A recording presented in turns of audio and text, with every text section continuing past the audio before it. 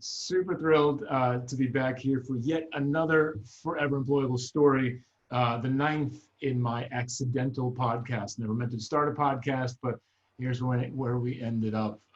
Super thrilled to be here in this episode today with Peter Hollens, who doesn't like to have a lot of titles, but he's got a lot of titles. So I'm going to list them all. Ready? YouTuber, musician, entrepreneur, founder of an educational company as well. And I'm super thrilled to have you join me here, Peter. Thanks so much for being here. Absolutely, my pleasure. Awesome. So I want to jump into it. I want to hear about your story. So the best way to start is maybe kind of give us just a little bit of a summary about yourself and your career, and then I want to dig into the specifics of it a little bit. So kind of at a high level, tell the folks a little bit about yourself. Yeah, high level. I was forced into choir in high school.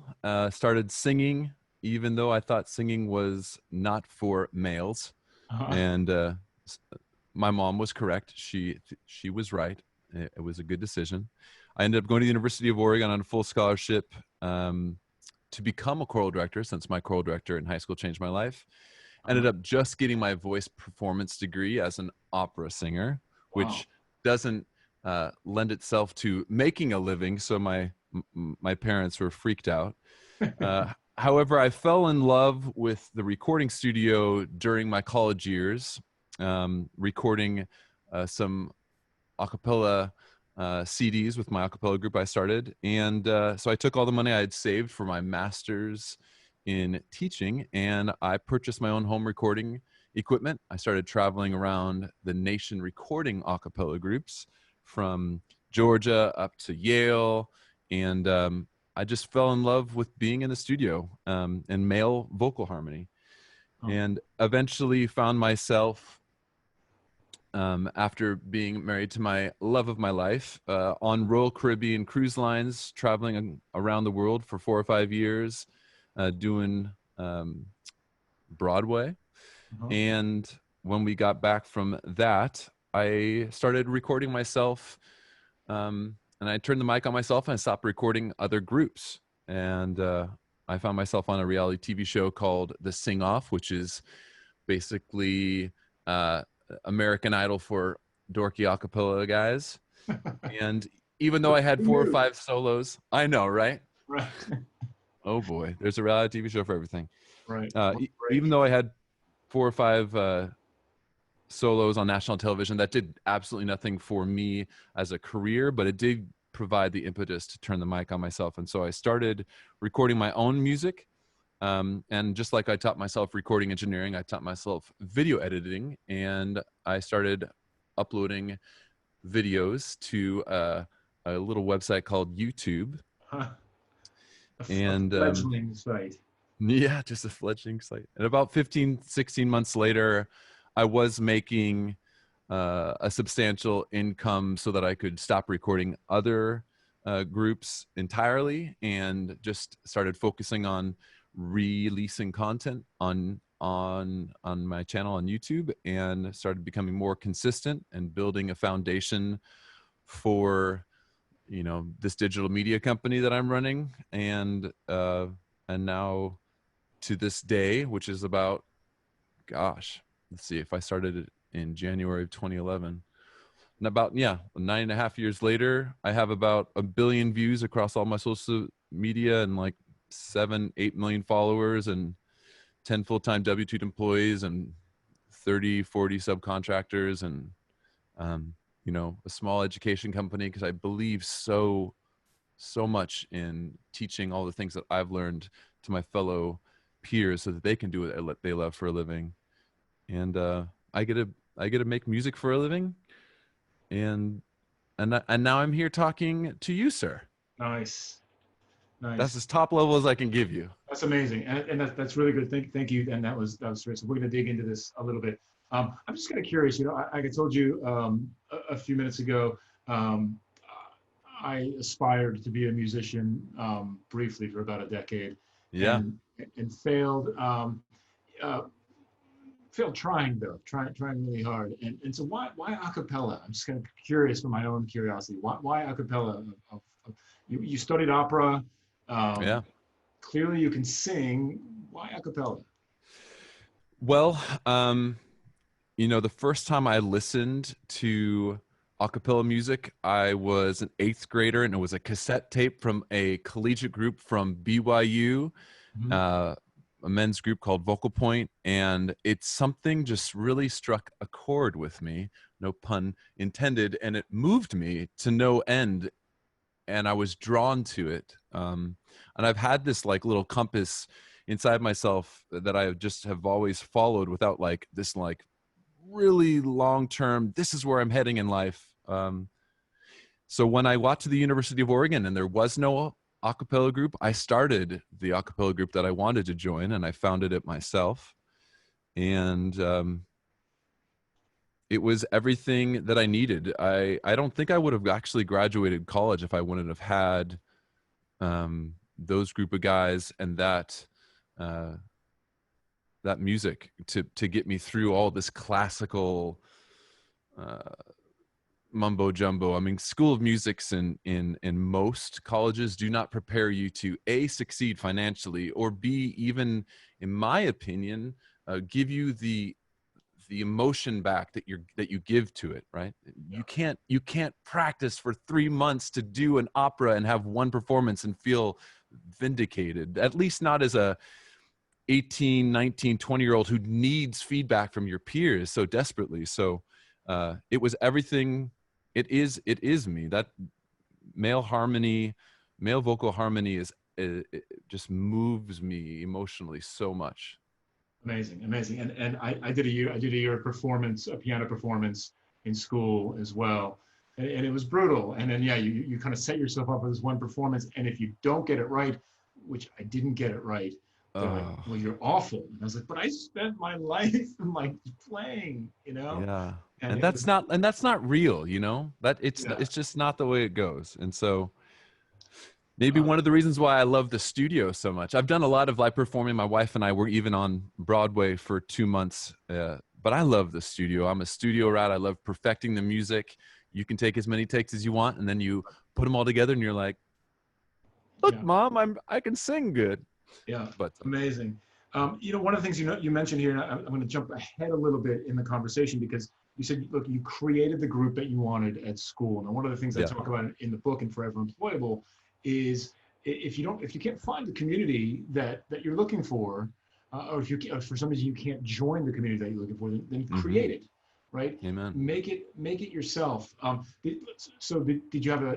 Can you talk a little bit about how you did that? Like, I mean, were there other folks who were like, oh yeah, I definitely want to join this male a cappella group, or did you have to work to build that community?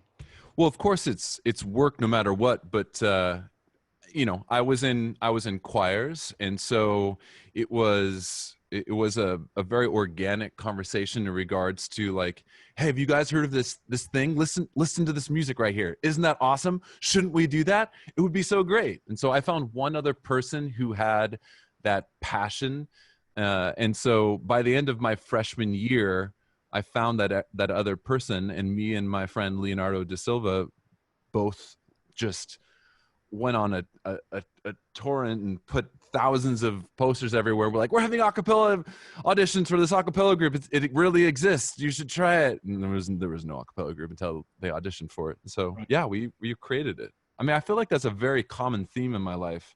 I didn't know how to record anything, and then I bought all the equipment and I taught myself. And I didn't know how to do video editing, and then I taught myself. I mean, it's like you can't wait for it. You just got to do it. If you see it, you can copy it. I mean, you just reverse engineer everything.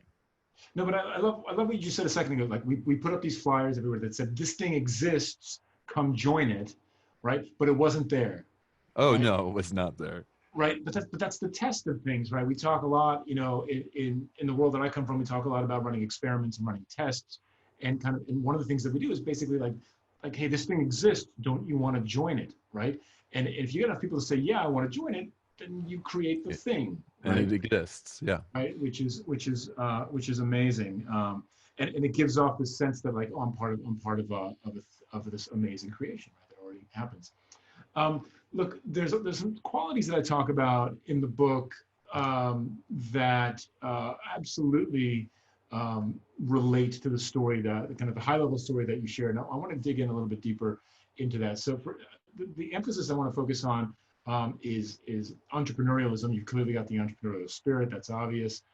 Self-confidence, which I'm gonna ask you about Mm. first, and then just to give you a sense of kind of a preview of where I'm going to head, about sort of continuous learning and then reinvention, like continuously kind of reinventing yourself with the times and as things move forward. Because again, as your story shows, you've obviously done that. But I want to start with self-confidence, right? Self-confidence. I mean, you're a performer, so you've got a little bit of that. But one of the things that I find with the folks that I've been talking to a lot, especially since the book has been out, is I say, look, you've got a story, you've got expertise, you've got talent, you've got experience. Get out there and tell your story. And they say things like, I can never get in front of people. Oh, I can never share that, or I can never write that. Mm. How have you found your self-confidence? Do you have a story of maybe of something that either drove that, or is there a way to develop self-confidence, especially as a performer, right? Not everybody's super comfortable on stage or in front of people. Yeah, no, of course. Um, my I had such an uh, incredibly rough time growing up in terms of not having any self-confidence and being so sensitive that everyone would pick on me, including the teachers, even until I found choir and music. I mean, I was like a 3-sport letterer. I wasn't like amazing, but like that never gave me the self-confidence until I found this thing in and the passion that was able to make me feel like I had self-worth.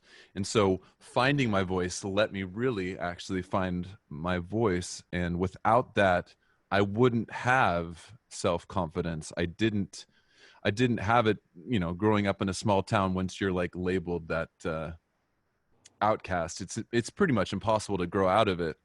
Yeah. And so when I was able to leave my small town in Southern Oregon, I did gain uh, self-confidence to some extent. I had self-confidence when I was in that choir room outside of that like safety place and maybe my own house. I felt very much the opposite. But I found my self-worth through my voice and through my singing and through the confidence that I got from performing. But I was petrified early on. Yeah. But it was all about experience of doing it and getting over it and coming into my own. I couldn't give you like this one specific moment happened and then it was like a decade of learning and eventually getting to the point where I was like, I'm a good person, I have good intentions, I have self-worth, and I really just don't care what you think about me because I believe in myself. But that took so long from somebody who was just picked on to no end when I was younger. Yeah, and look, I think it shows a little bit, right, in the sense that it took you a long time to turn the microphone on yourself, right, from the story that you told, right? You kind of pointed the microphone away from yourself Oh yeah. initially, and then kind of turn it into that. Um, as you were telling your story, one of the themes that I was hearing was this continuous reinvention, right? So, hey, I was going into opera, but then it became a cappella, and then I graduated with that, but then with a performance degree, but then I started recording, and then recording other people, and then recording. Uh, why this continuous reinvention, right? Why not just say, look, I'm good at this one thing, it's been good. Like a lot of folks, like for example, and I don't want to pick on any particular profession, right? But Yeah. say accountants, right? I love accountants. Some of my best friends are accountants. So if you're an accountant watching this, but like you graduate school with an accounting degree, you're going to do accounting, like Right. potentially for the rest of your life, right? Right. So you're saying, look, I graduated this performance degree, and then I just continued to reinvent myself over and over and over again. Why do that? Twofold. First and foremost, once you go to college and you spend all that money and you end up getting a degree, which in my opinion is most degrees that don't necessarily lead to longevity in terms of supporting yourself or a family, you have to reinvent yourself in perpetuity, no matter what. However, especially in my opinion, this day and age, we all have to reinvent ourselves.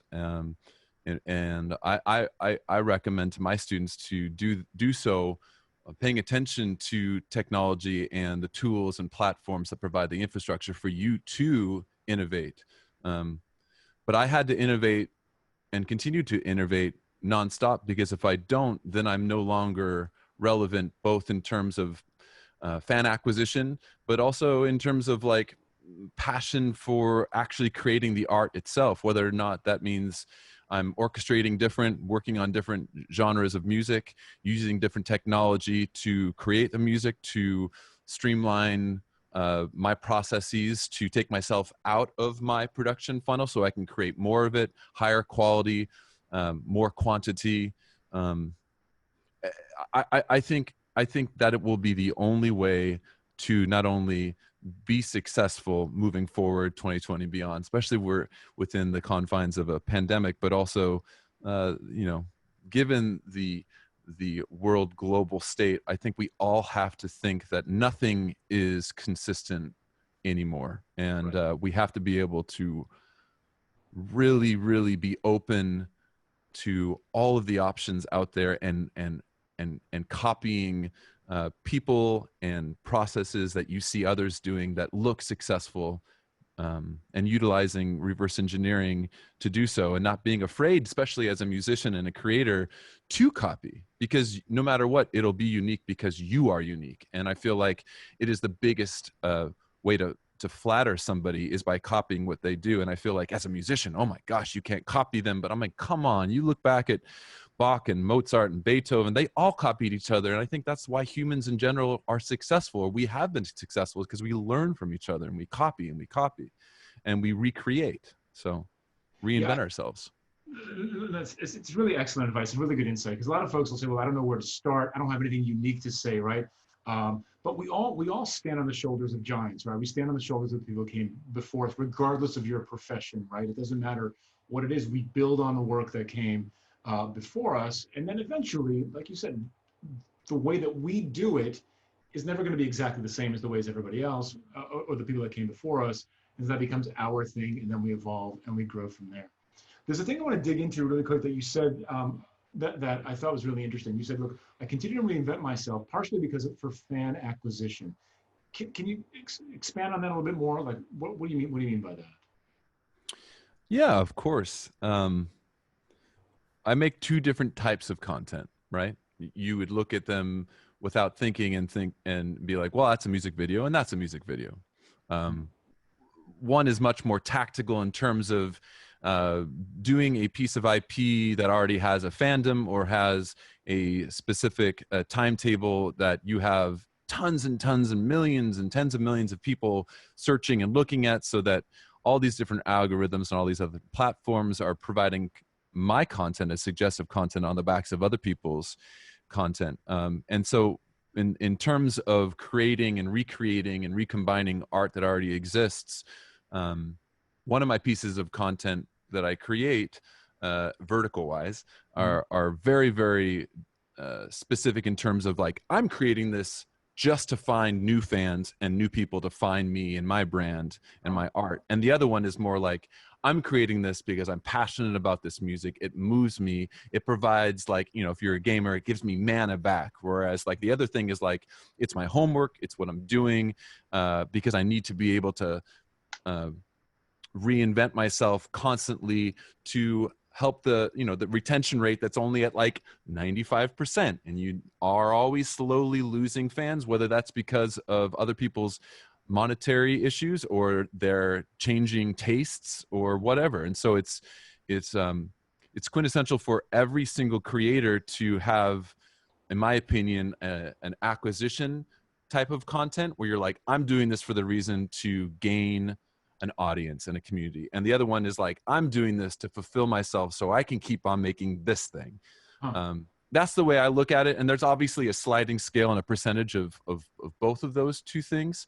And nothing is ever a perfect science, and there's always a gray area. But for me, I'm like, okay, the last 4 things I did, 3 of them got 1 million views in a month. So I feel confident in myself, and I'm going to do this folk song that nobody's ever heard of. And I'm doing it because I love it. And like, here we go. Shenandoah, You're not looking for it, but I'm going to put it in front of you. And I feel like in a lot of ways, many people do that with their careers. They're like, well, this isn't the most popular thing, but I love it, so I'm going to do it. And I feel like, yeah, sorry, I'm going on a tangent. No, this is absolutely fascinating to me. Like it's I don't think a lot of folks think about it that way, right? I think a lot of folks who are trying to build a platform around themselves, right? They don't divide or segment their content in that way. I think for them, it's I'm just making this for acquisition, and just coming from somebody who does that, certainly, there is a level of burnout after a while. Oh God, creator burnout is rough, and it's real, and the treadmill never ends, and it continues to increase. Yeah. And it's not just it's not just creative burnout. It's like at some point, like you said, you've got to do something that really, like, that is also for you, right? And so, and it's fascinating to hear you kind of divide that. I'm super curious. What's in a Venn diagram kind of thing? What's the overlap between the folks you acquire, who love your sort of acquisition content, and the folks who love your sort of personal fulfillment content? Sure. It is platform dependent. It is demographic dependent. So there isn't just a pure answer I can give you. I'll give you some examples, however. If I would have started my career on YouTube creating folk albums and folk songs, my songs like The Parting Glass and Loch Lomond and Shenandoah wouldn't have millions and millions of views. They'd have 100, So didn't answer your question all the way. I would say on YouTube, given the demographic predominantly being between 18 and 44 years old, I have a hybrid class of around like 25 to 29% that view pretty much everything. Irregardless is technically a word now, but regardless, it just became a word. Yeah. I know. How exciting! Regardless of what I create.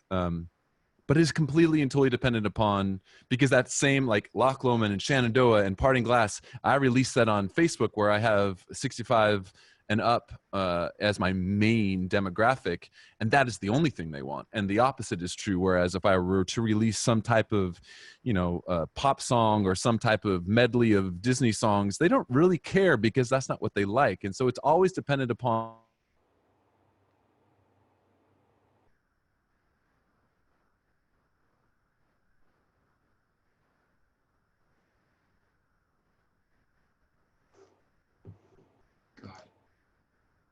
Peter, I've lost you. Dimensions. Oh, there we go. You're back. You got me now? Yeah, sorry, you came back. I lost you for like 5 seconds there. Oh, sorry. Not only is it very, very important to know who your audience is on the platform and create the content specific for that platform, but then give those people what they want. Right. That makes a ton of sense. So let me ask you, I've got like 3 questions left before we finish up. So why YouTube? Like as a platform for yourself, why did you choose YouTube?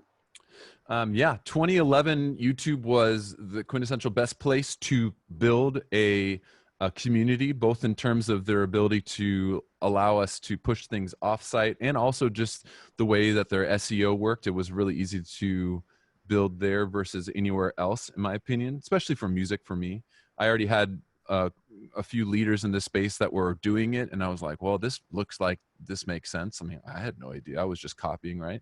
No. And now I still think to this day, even though YouTube is Alphabet and they are very focused on their shareholders, no matter what, they do provide value to their creators at large. And I have found that at least in the middlemen within YouTube, they really do care about their creators. More so than any other company, both in terms of the way that these acquisition companies, whether that's Facebook or YouTube or Twitter or Instagram, like it's just a lot easier to build a community on YouTube. And I still believe that.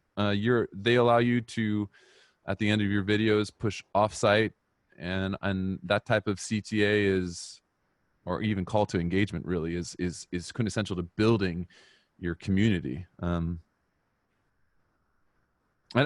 yeah, no matter where you build your first following, I really, really recommend all creators to create content and foster content on YouTube, because of their track record and because of the value they provide back. Amazing. Why start a company? Why start a company? Yeah, sounds like things were going pretty well. Like why? I accidentally started a company. I don't even think it was on purpose. I think I just started, I started creating processes that allowed me to be more and more consistent and to have higher and higher quality content and more quantity. And so the best way to do that wasn't to hire a manager and give them 20%. And it sure as heck wasn't signing my major record deal that I thankfully got myself out of. It was hiring employees and putting time equity into teaching them what I do, how I do it, and teaching them my voice for community management or for audio editing or audio mixing. And it was the only way to do it. I don't think there is a better way to do it. You have to own your IP. You have to own your creative process. Like the old style of content creation where you like say, please, sir, please let my music or my podcast be heard. Like that doesn't exist anymore. That's not how you do it. You don't go sign an exclusive contract with anyone. You build it yourself. And if you don't, you're making a huge mistake. I don't care who you are. Yeah. I know so many people, like let's talk music specific. So many people in the music industry who have signed record deals. No one's happy with their label deal. Right. No one. Even people that have won Grammys, they're like, yeah, it's okay. I'm like, but you've won Grammys? Yeah. You're like number one on Billboard? Yeah, but it's just, I'm like, okay, well, if you think that, then like you should be screaming that at the rooftops. Right. And so the company that you built helps you scale you. Is that correct? Yeah. And truthfully, like, you know, almost 10 years later, I'm trying to take me out of it. Wow. Because you can't do that forever, right? Like, Right. and plus, like, I'm not ego. You look me up on the internet, it's just me and my face, and like that's out of need because I have to show multiplicity so people go, oh, acapella, how does this work? Oh, I see it, I think. Right. But I hate it. I don't want to be it all about me. If I could, I wish I had a band.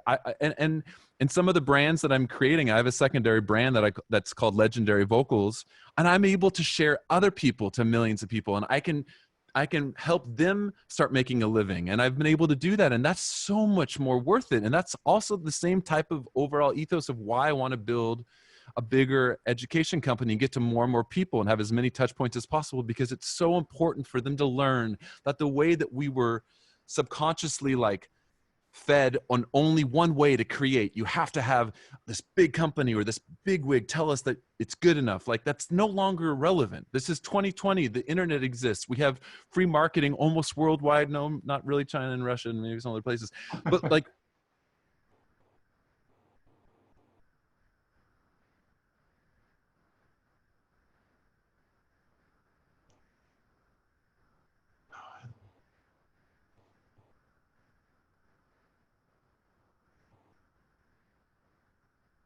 Yeah. you know, Yeah. Absolutely. All right. Final question, and then we'll wrap this up. Surviving COVID, not the disease, but the impact of the yeah. disease. How is what you're doing faring during the pandemic? How has it helped you get through it? Talk to us a little about that. Well, building a company that relies so heavily upon residual revenue has been more of a good decision than I could have ever assumed going into it. We did have a significant loss of revenue in terms of like some of the live stuff that we were doing, which is still a byproduct of all the stuff that we create online, because, you know, you put yourself out there and all the opportunities, like you said earlier, come back to you. Like we were just offered to be on Broadway. We didn't audition. I mean, those type of things happen when you create your online brand. Yeah. But thankfully we've been able to succeed and accelerate because a lot of people have been losing their jobs. And so we've been able to hire on remote workers and provide value to them, and double down on things that have worked in the past that are very digitally focused. And I'm a digital brand. Yeah. I'm somebody that creates digital content, and so thankfully I get to still hide out in my house and make music. Yeah, it's amazing. Congratulations to you, Peter. Peter, thanks so much, man. The story's amazing. Tons and Thank tons of you. takeaways, tons of stuff to learn. I appreciate you, you being candid about everything, and I have a sense that folks are really going to learn a lot from this. So thanks so much for being My pleasure. on the show, and best of luck with everything. Thank you. Bye.